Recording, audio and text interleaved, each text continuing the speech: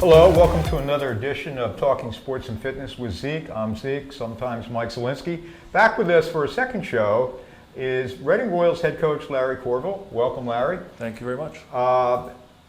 You're having a very fine season as we tape this.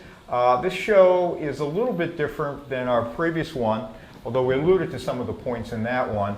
But you have had great success in Reading, 6 consecutive playoff seasons, 3 45 win-plus seasons, also a Kelly Cup in 2013. And a big reason why, besides being obviously a very good coach, you're really good at recruiting players and developing them for the next level to the point where guys want to come here because they can see what you do for them.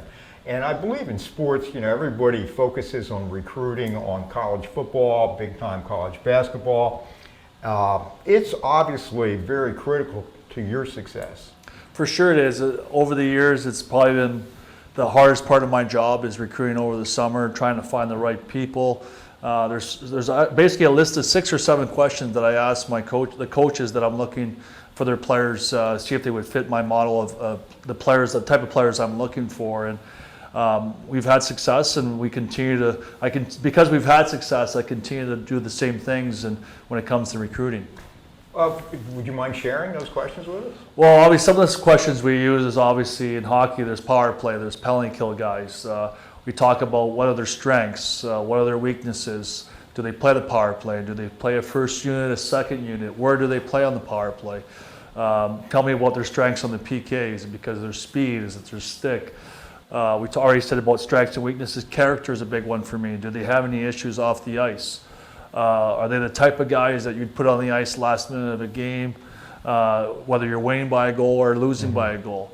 So those are the kind of the questions. Then I also say, hey, is there anything else you want to give me feedback on the player? And is there anybody else in the league in your division that you've played against that may help me for my recruiting process? And usually a lot of times the coaches have the same players that you're recommending, and that's basically how we do it. And what level are you talking about? You're talking different coaches. Well, mostly in the last several years, when I first started coaching, I recruited out of several different leagues. Obviously there's the college, Division I college. There's also very good players that play at the Division III level that's been successful in our league. There's junior hockey in Canada. There's college hockey in Canada, CIS. I've been focusing the last few years specifically on Division I players. I probably haven't brought in a kid from junior hockey in the last probably 4 or 5 years, to be honest with you.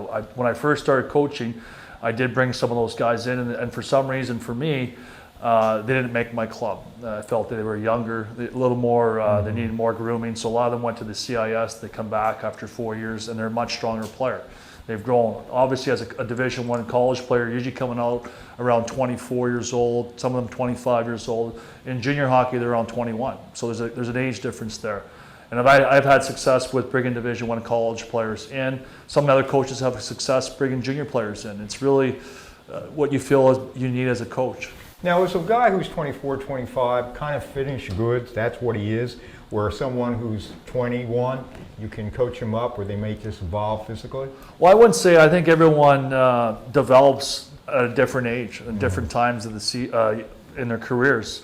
There's some player that reach their potential maybe at 21 years old. There's some guys that reach their potential at 25, 26, even 30 years old. Especially goaltending usually takes them a little longer to develop.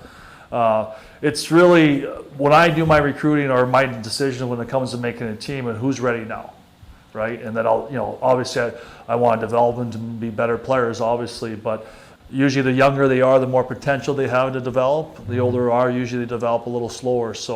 But for our purposes, in the East Coast Hockey League, you're not looking to have a team to be together for 3 or 4 years. You're basically recruiting for that year only. You never look the year after. In other teams, like in the AHL and the American League, that's what they do. They develop players for 3 years on NHL contracts. So it's a lot different in the East Coast League. What about some of the physical characteristics? I mean, you look for strength, obviously, speed.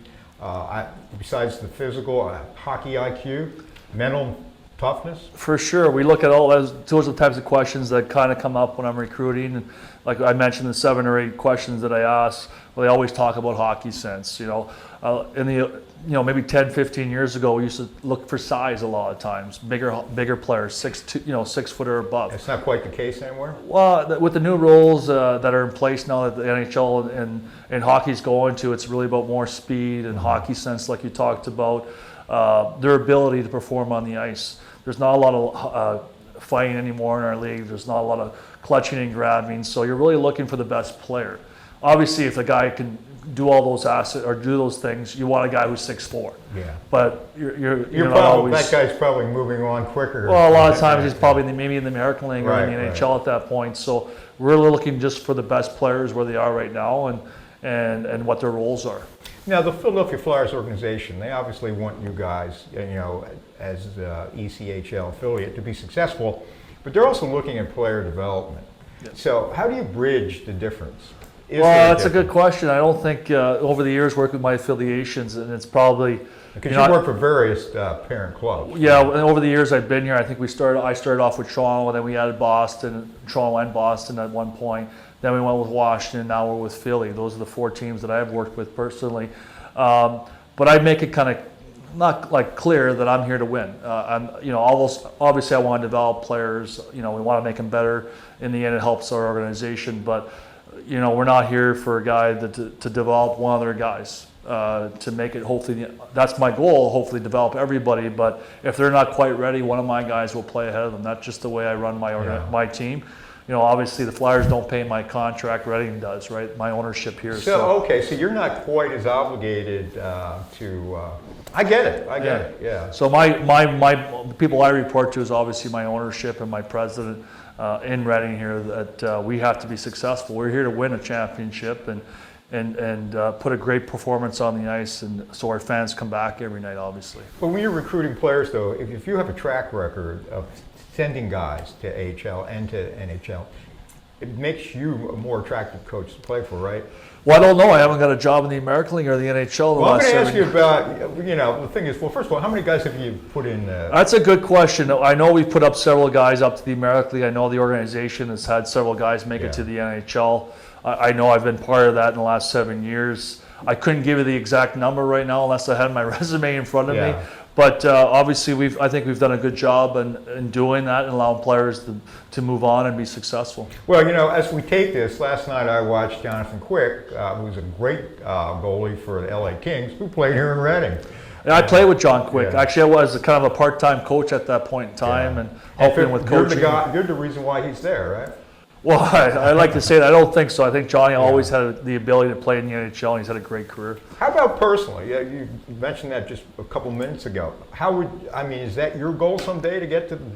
Personally, yeah. I think every player wants to make it to the NHL. We've always had dreams to make it as players. Now my goal is hopefully at some point make it to the NHL, and we've had success here. I'm hoping to move on to the American League. That's the next step for me, obviously, and hopefully sooner than later I'll be up there. Are you surprised it hasn't happened yet? Because you have a great record. Well, hey, it's I don't know why it's happened yet. Maybe who knows? There's a lot of good coaches out there. The record doesn't always indicate their abilities to coach. Obviously, you kind of alluded, this is a tough league to coach in because of the roster changes, and some guys manage it well more than others. But obviously, we've had success. For some reason, I haven't had the opportunity, and maybe down the road I will. Well, I think all good things are worth waiting for, and hopefully that comes your way. Just one quick question, and we have to go. We talked about all your contacts. Yeah. How many contacts do you have? Well, I usually add about 100 a year. I know on my phone I have about 3,000 contacts. When you call these guys, they recognize you. Oh, there's Larry. Right? Well, I try to save everyone that's played for me, or every agent I've talked to, everyone in the American League and the NHL. I try to get their information just in case down the road I'll need them for a player acquisition or something that will maybe in a job down the road, networking. But it's really about when I'm in a pinch, I have to have somebody's contact information so I can bring a guy in right away. That is truly awesome. You need a secretary. But anyway, we're out of time. Thank you so much, Larry Courville, head coach of the Reading Royals. Great success to you with the team and with your future. And for now, this is Zeke saying goodbye.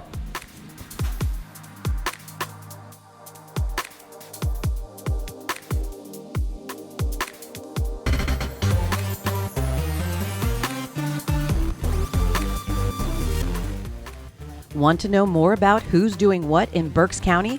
Check out the stories on thepeoplechronicles.com.